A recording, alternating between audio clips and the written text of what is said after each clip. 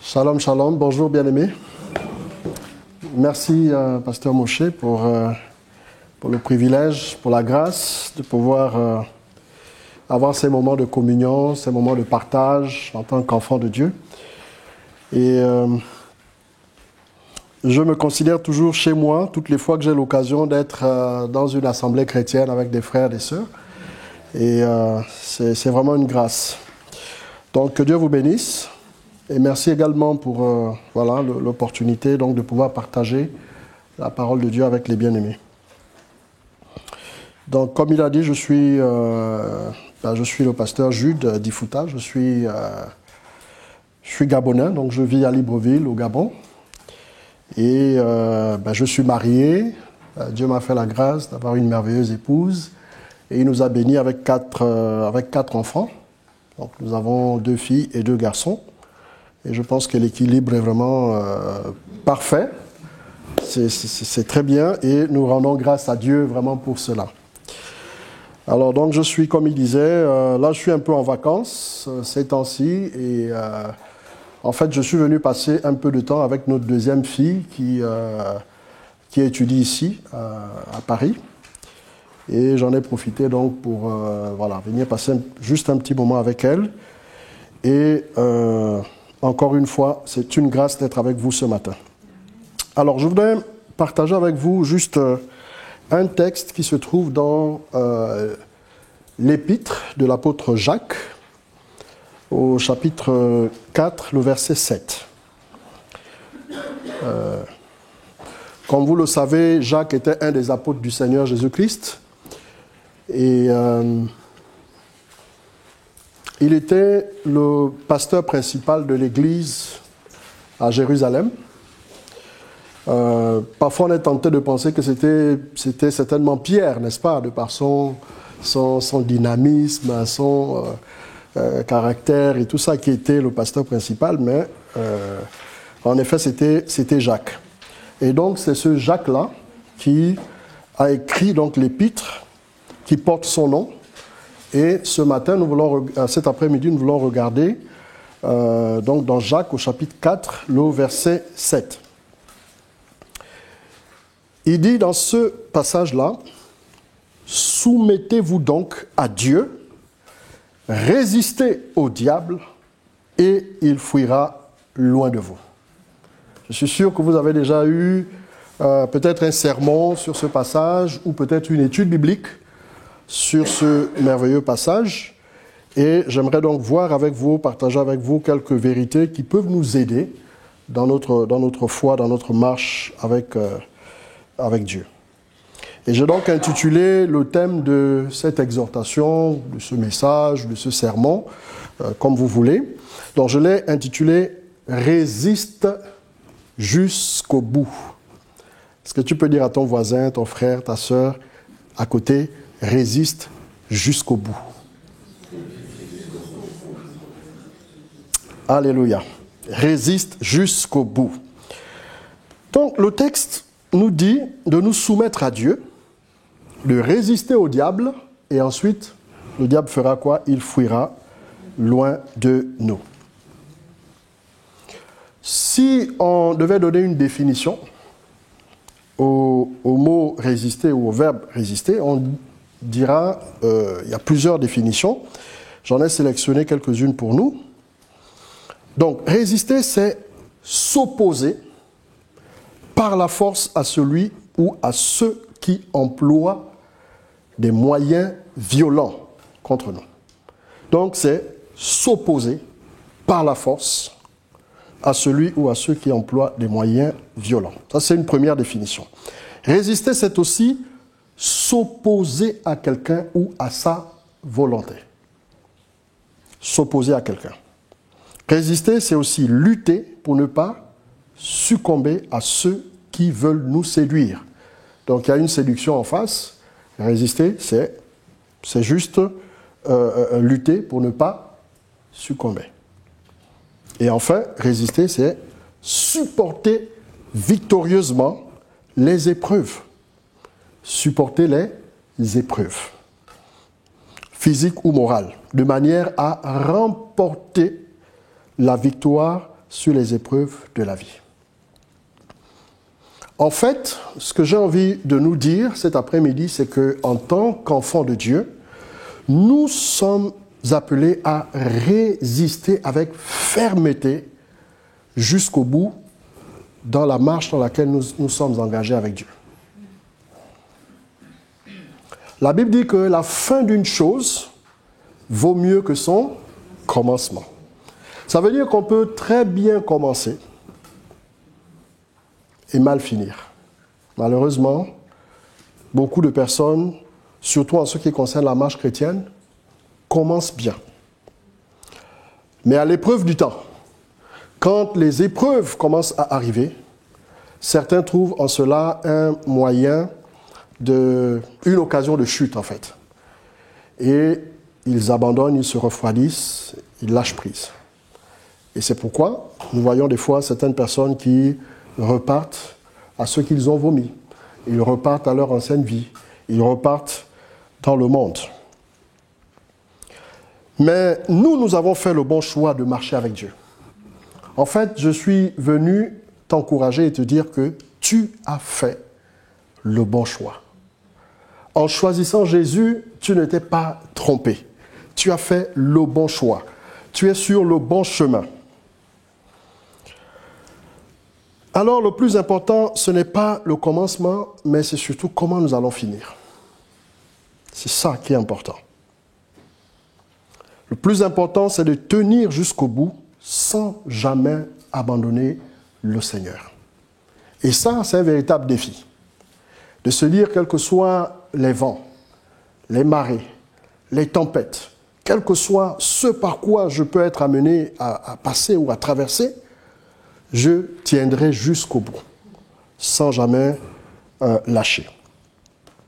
Le diable, notre adversaire, n'a qu'un seul objectif. C'est de faire en sorte que nous puissions abandonner. Mais tu n'abandonneras pas au nom de Jésus. Parce que nous ne sommes pas de ceux qui abandonnent. Nous sommes de la race de ceux qui persévèrent jusqu'au bout. Quelles que soient les situations, quelles que soient les difficultés auxquelles on peut faire face. J'aimerais que nous sachions que nous sommes engagés dans une bataille spirituelle. Nous tous, autant que nous sommes ici. Par le simple fait que tu aies choisi Jésus, sache que tu es engagé dans une bataille spirituelle. Le pasteur Moshe a un chant qu'il aime bien, qu'il chante dans tous ses concerts. J'ai choisi Jésus pour guider ma vie. Vous connaissez ce chant, non? Absolument. Absolument. Voilà. Donc, nous avons choisi Jésus et à partir de ce moment-là, qu'on le veuille ou non, nous sommes rentrés dans une bataille, dans un combat spirituel. Et sachant que nous devons savoir que dans ce combat-là, Jésus a déjà remporté la victoire. C'est un combat qui est gagné d'avance, en fait. Nous avons juste besoin de manifester cette victoire que le Seigneur Jésus a déjà remportée pour nous. Alléluia. Amen. Donc, le diable essaiera par tous les moyens de te décourager, de te faire reculer. Il essaiera par tous les moyens possibles de t'amener donc au découragement. Mais nous devons prendre conscience que Christ a remporté la victoire.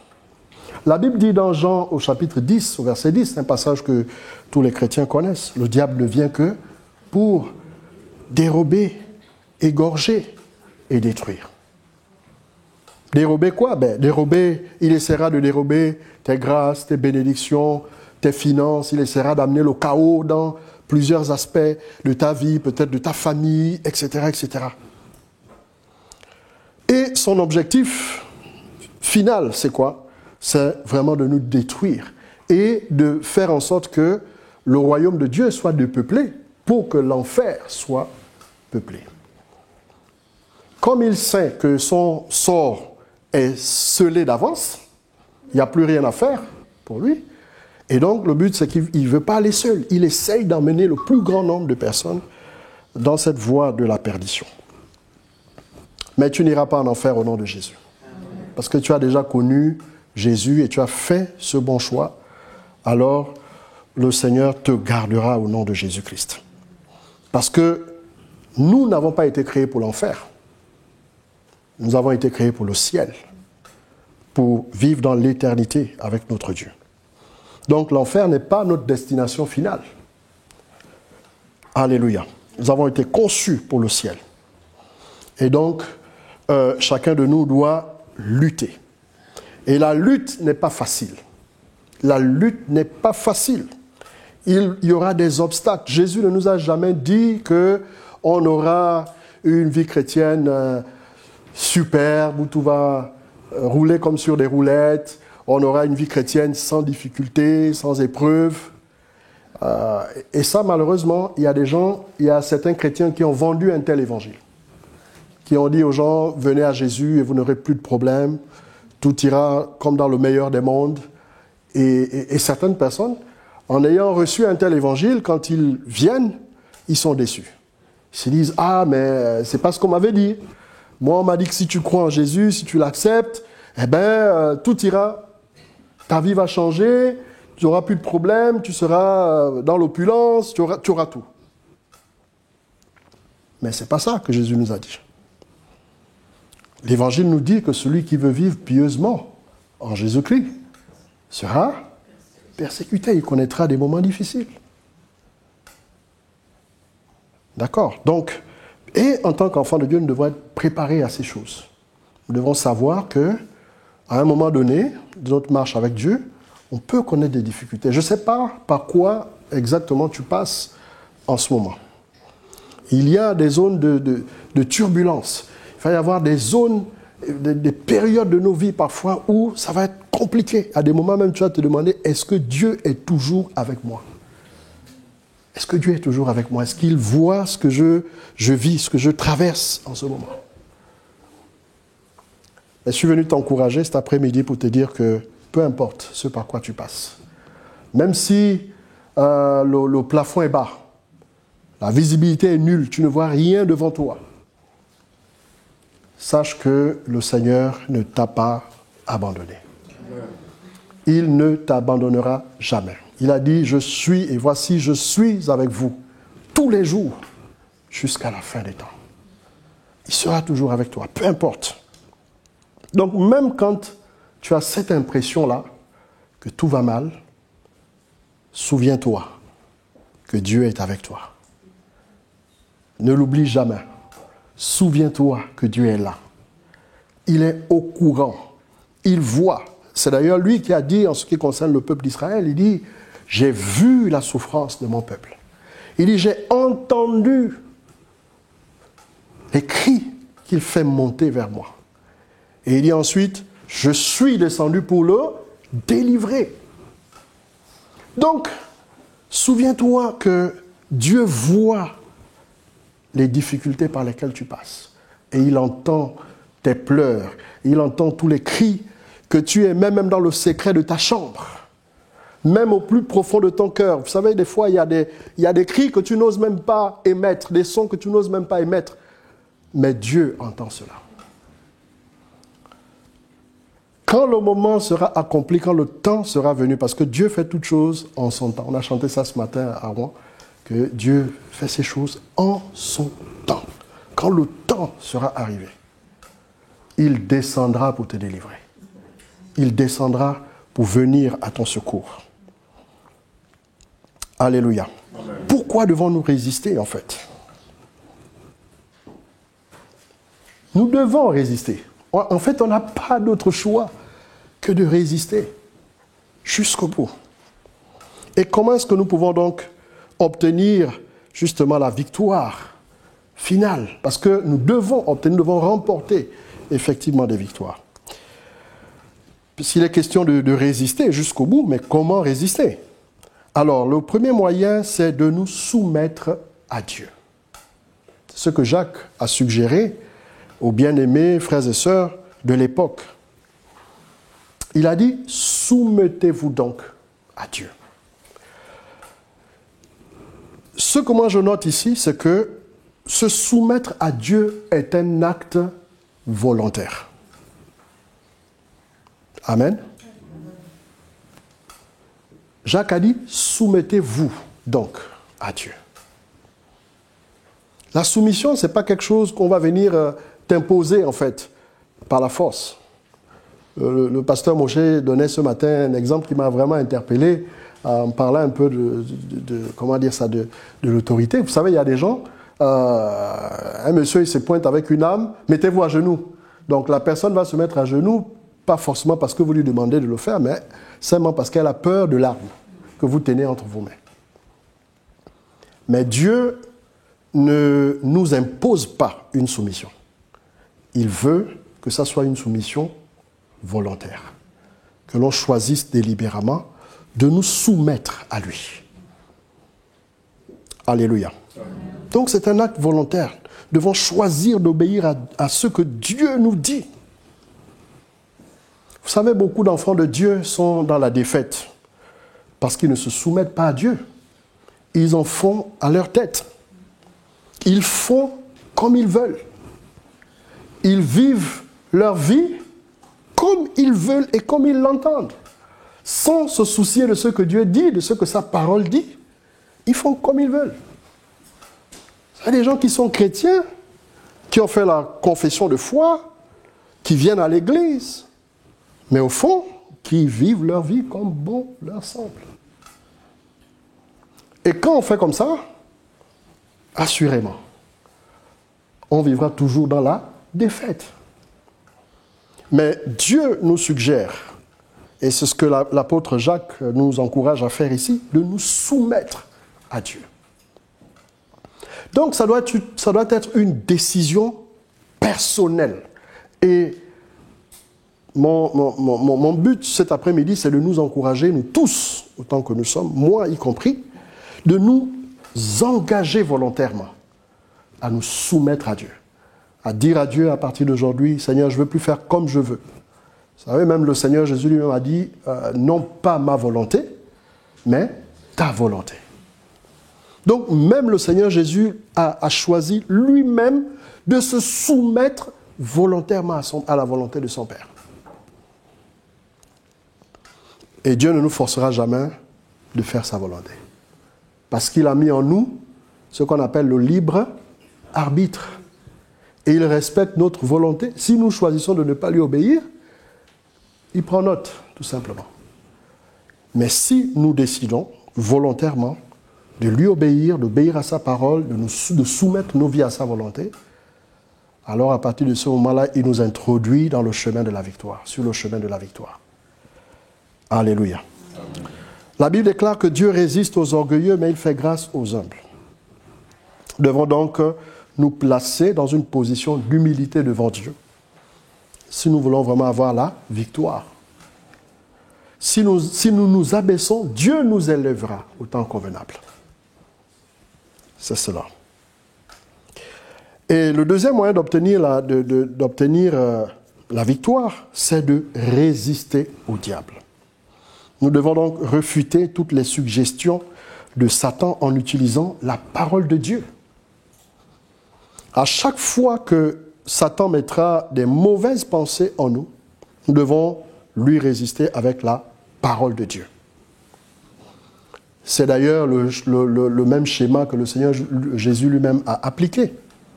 Toutes les fois que Satan venait devant lui, il utilisait quoi? La parole de Dieu pour résister à Satan. Il utilisait toujours « il est écrit »,« il est écrit »,« il est écrit ». Et Satan n'a pas changé. Il utilise les mêmes stratégies depuis la nuit des temps. La plupart du temps, il va toujours commencer par des pensées. Le péché, avant qu'il ne devienne un acte qu'on va poser, ça commence toujours dans la pensée. Et il n'a pas changé cette manière d'opérer. Donc, à chaque fois que l'ennemi mettra des pensées qui viennent, qui montent dans notre tête, nous devons être prêts en ce moment-là à lui résister en utilisant la parole de Dieu, en refutant justement toutes ces idées, toutes ces pensées bizarre en utilisant la parole de Dieu comme étant une arme. Alors, je vais revenir un peu sur ce point-là tout à l'heure. Donc, nous devons connaître la parole de Dieu. Et nous devons utiliser cette parole de Dieu pour résister à l'ennemi. Et le dernier moyen d'obtenir la victoire, c'est d'utiliser les armes spirituelles. Vous trouverez le texte dans Éphésiens chapitre 6, n'est-ce pas, les versets 10 à 20. Bon, on n'a pas le temps de le lire, mais vous pouvez noter la référence. Éphésiens chapitre 6, versets 10 à 20. Et on parle là-bas des armes spirituelles. L'apôtre Paul parle de la ceinture de la vérité. La ceinture, nous le savons tous, elle permet de soutenir le pantalon. Si vous avez un pantalon qui n'est pas vraiment sur mesure, et si vous n'avez pas de ceinture, ben ça tombe. Ça permet de soutenir. Donc nous devons être armés du désir de la vérité, marcher dans la vérité. La Bible dit que vous connaîtrez la vérité, et la vérité vous affranchira, elle vous rendra libre. La Bible parle également de la cuirasse de la justice. Nous devons donc en tout temps pratiquer la justice, marcher dans la droiture et nous éloigner du mal et ne pas admettre l'injustice. Quelle est la disposition de notre cœur? Est-ce que nous sommes disposés vraiment à marcher dans la justice et à nous éloigner de tout ce qui est mal? Ça devrait être le cas en fait, en tant qu'enfant de Dieu. Nous devons avoir le désir de marcher dans la justice et condamner l'injustice. La Bible parle des chaussures du zèle de l'Évangile. Nos pieds doivent brûler, n'est-ce pas, du désir d'apporter l'Évangile. La Bible dit qu'ils sont beaux sur les montagnes, les pieds de ceux qui annoncent de bonnes nouvelles. Ça fait référence à l'évangélisation, à l'ardeur, n'est-ce pas, d'annoncer l'Évangile du Seigneur Jésus. C'est une arme. Si on veut tenir ferme, si on veut avoir la victoire, on doit utiliser cette arme qui concerne le zèle de l'Évangile. Malheureusement, aujourd'hui, fort est de constater que beaucoup de chrétiens ont même peur, ont même honte de leur identité d'enfant de Dieu.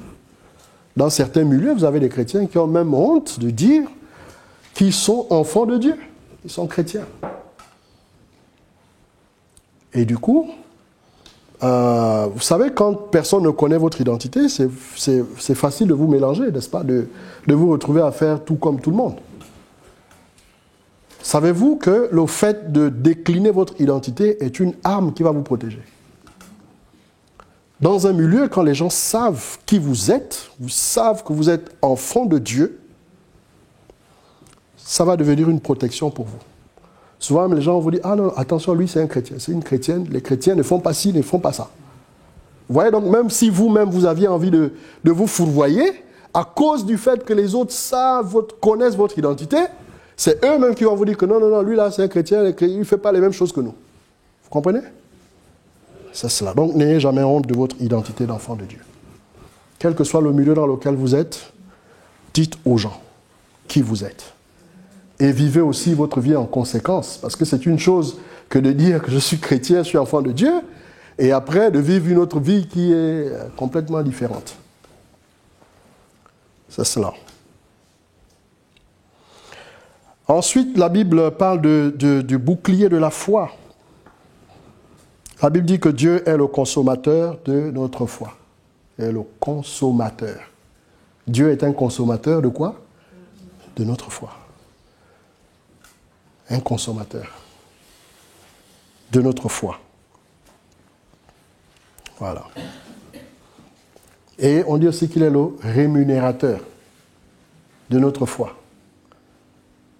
Bon, moi à mes heures perdues, parfois je m'amuse à être un académicien. J'ai inventé un mot en disant qu'il n'est pas je n'ai pas utilisé rémunérateur, mais j'ai utilisé un nouveau mot que j'ai appelé le récompensateur. Il est le récompensateur. Je ne sais pas si ça existe dans le dictionnaire français, mais je ne pense pas. Il est le récompensateur de notre foi. Celui qui récompense notre foi. Alléluia. Donc Dieu se nourrit de notre foi et il la récompense. Quand nous produisons la foi, il la récompense, parfois par des bénédictions que nous attendons. Je prends un exemple. Vous avez un problème vous êtes malade.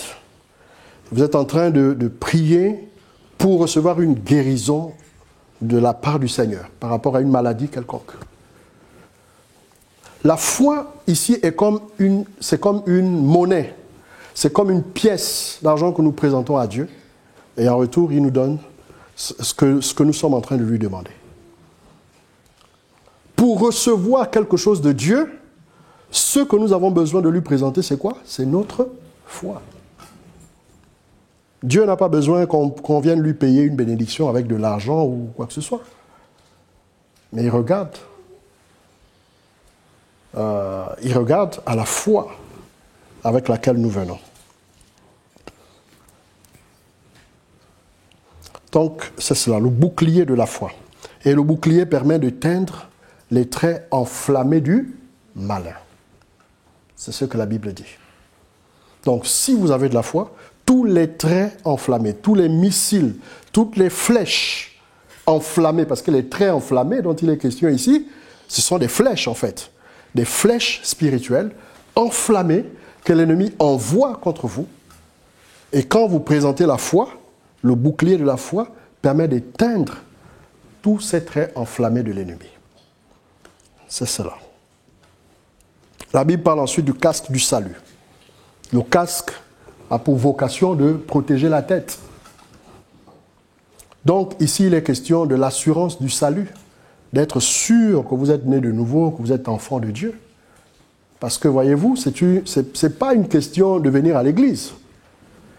Dieu n'a pas, pas Dieu, mais Satan n'est pas influencé par le fait que quelqu'un aille à l'église.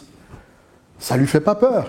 Ce n'est pas parce qu'on appartient à une église, même si c'est la plus grande église, la plus belle église, l'église la plus influente, qui a le plus grand nombre de membres. Ça ne lui dit absolument rien. Ce qui est important ici, c'est d'être sûr, personnellement, que tu es né de nouveau, que tu es né de la semence de Dieu. C'est cela. Si tu n'as pas cette assurance d'être né de Dieu, de la semence de Dieu, tout le reste, c'est du théâtre, comme on l'a vu ce matin, Aaron, c'est du théâtre, du folklore. On vient à l'église, on chante des louanges, on lève les mains vers le ciel, on peut même se prosterner, on peut donner tout l'argent à l'église, on peut faire des dons, on peut faire tout ce qu'on veut. Si ton nom n'est pas inscrit dans le livre de vie de l'agneau de Dieu, si tu n'es pas reconnu en tant qu'enfant de Dieu, né de Dieu et de la semence de Dieu, c'est zéro, ça ne sert à rien. En fait, j'ai envie de dire que c'est le commencement des commencements. C'est la porte. L'assurance du salut. Il n'y a aucune victoire que tu peux avoir en tant que chrétien si tu n'es pas né de nouveau, né de Dieu. Si la semence de la parole de Dieu ne t'a pas amené à la nouvelle naissance, ça ne sert à rien. Donc c'est pourquoi nous devons vraiment être sûrs. C'est une très bonne chose de venir à l'église, c'est une très bonne chose d'être compagnon d'œuvre, compagnon dans le ministère, c'est une bonne chose d'exercer dans l'église, mais on ne doit pas mettre la charrue avant les bœufs. Il faut commencer d'abord par être sûr qu'on est né de Dieu. Ça, c'est vraiment important. Et puis après, l'apôtre Paul parle également de l'épée de l'esprit. L'épée de l'esprit, donc, qui est la parole de Dieu, que nous devons utiliser pour repousser l'ennemi. J'en ai parlé déjà un peu tout à l'heure. Donc, c'est le fait de connaître la parole de Dieu, de l'étudier et de savoir l'appliquer suivant les circonstances, suivant les situations dans lesquelles on se trouve. À chaque situation dans laquelle nous nous trouvons, il y a une parole de Dieu appropriée. Et nous devons la connaître. Devons la connaître.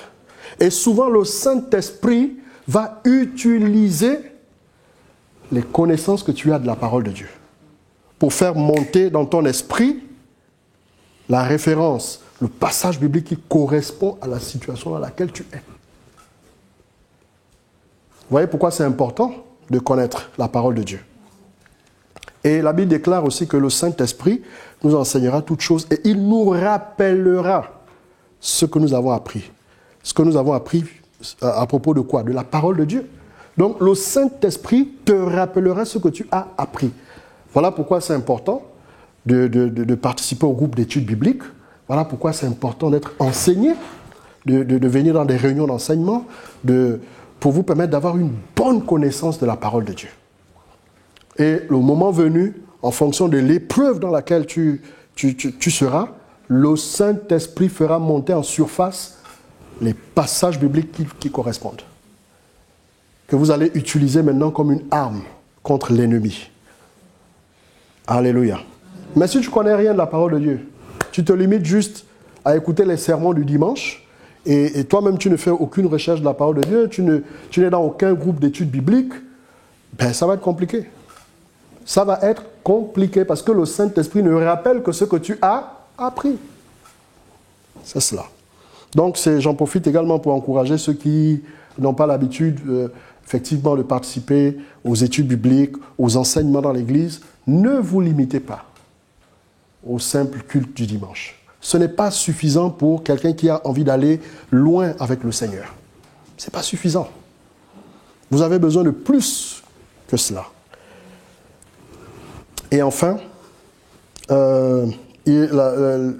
l'apôtre Paul fait aussi référence donc à la prière.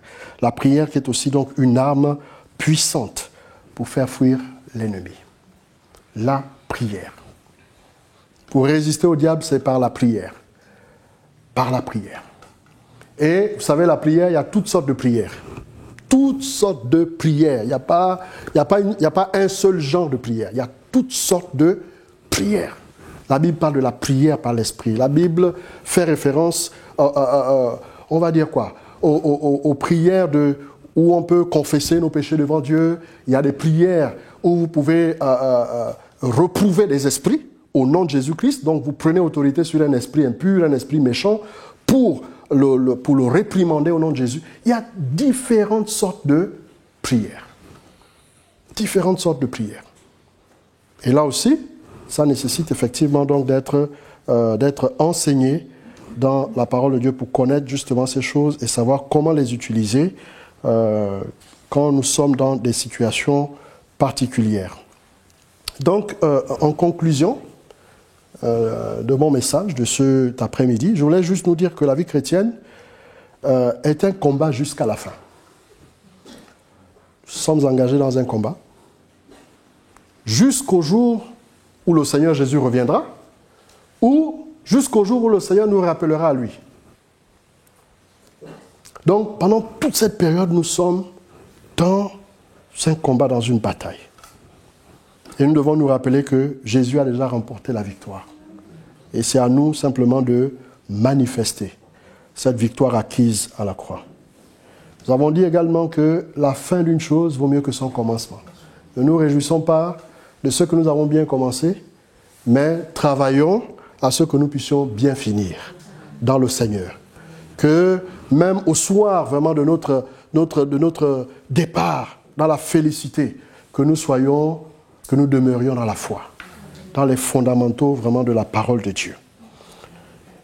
Et tu as bien commencé, alors ne t'arrête pas en si bon chemin et ne laisse pas l'ennemi voler ta couronne. Résiste jusqu'au bout et ne permets à rien ni à personne de te détourner de ce chemin sur lequel tu t'es engagé. Que Dieu nous bénisse et que Dieu bénisse sa parole. Amen. Nous allons prier ensemble. Seigneur, notre Père et notre Dieu, te disons merci cet après-midi pour ta parole. Merci de nous rappeler que nous sommes engagés dans une bataille et que nous avons un adversaire qui met tout en œuvre pour essayer de nous décourager, pour essayer de nous dérouter du chemin sur lequel nous sommes engagés. Mais au nom du Seigneur Jésus, nous résisterons jusqu'au bout.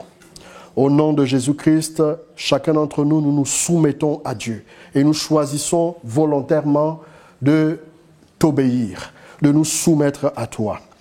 Nous déclarons ce soir que cet après-midi que nous sommes équipés pour le combat spirituel. Tu nous as donné les armes, à nous de les utiliser. Aide-nous, Seigneur, à prendre conscience de toute cette armure que tu as mise à notre disposition et à l'utiliser à bon escient. Je déclare, Seigneur, que toute attaque de l'ennemi contre la destinée de mes frères, la destinée de mes sœurs, la destinée des enfants de Dieu, cet après-midi échoue maintenant au nom de Jésus. Je déclare, Seigneur, que chacun d'entre nous ici, nous sommes des résistants spirituels et nous finirons notre course avec Christ au nom de Jésus-Christ. Père, je prie que tu puisses vraiment nous aider à repousser véritablement toute attaque de l'ennemi avec la parole de Dieu qui est une arme puissante. Seigneur, donne à chacun d'entre nous la force de tenir jusqu'au bout. Revêt-nous, Seigneur, de toute cette armure et donne-nous de l'utiliser puissamment pour ta seule gloire. Que toute la gloire, l'honneur, la puissance, la majesté ne reviennent qu'à toi. Au nom de Jésus-Christ, nous avons prié et nous disons Amen. Amen. Amen.